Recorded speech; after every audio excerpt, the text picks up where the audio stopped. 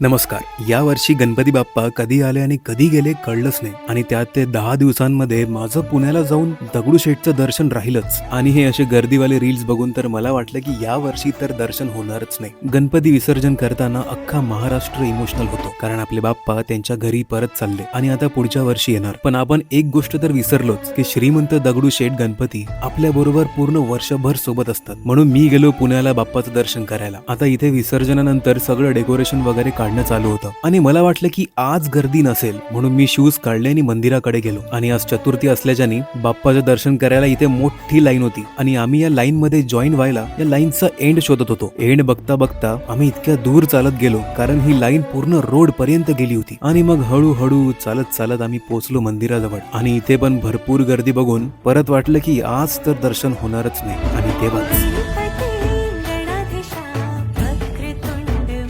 दर्शन झाल्यानंतर